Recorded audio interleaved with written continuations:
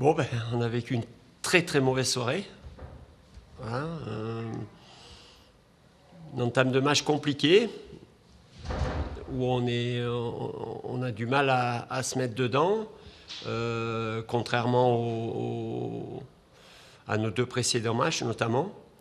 Et sans que l'adversaire soit dangereux quand même.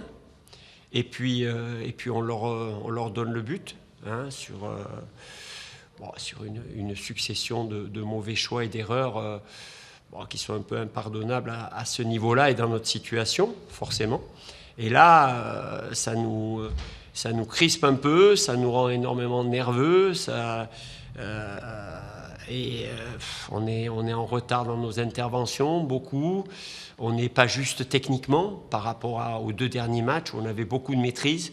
Là, on a beaucoup de déchets dans nos passes, dans nos contrôles.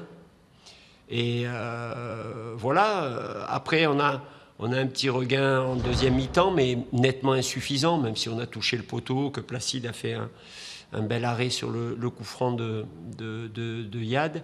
Ce n'est pas suffisant. Ce n'est pas suffisant. Je pense que, sincèrement, on était dans un jour sans. On est passé à côté de notre rencontre. C'est préjudiciable parce que c'était contre un adversaire direct. Et au minimum, ce genre de match, il faut savoir ne pas les perdre.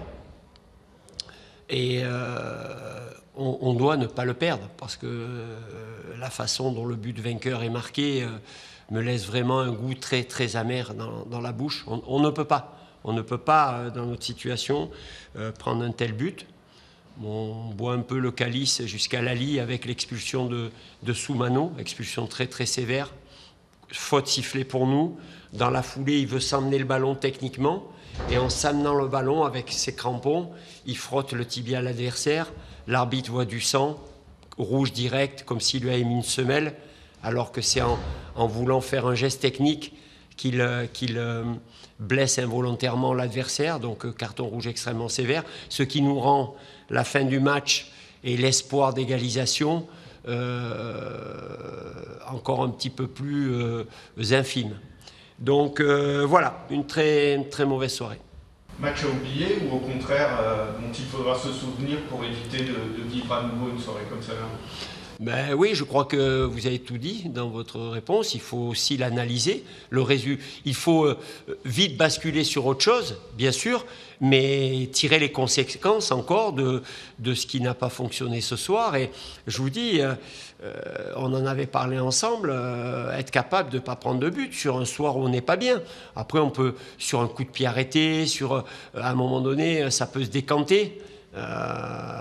Voilà, on n'a pas toujours besoin d'être brillant et inspiré pour gagner un match, mais il faut au minimum être solide et ne pas...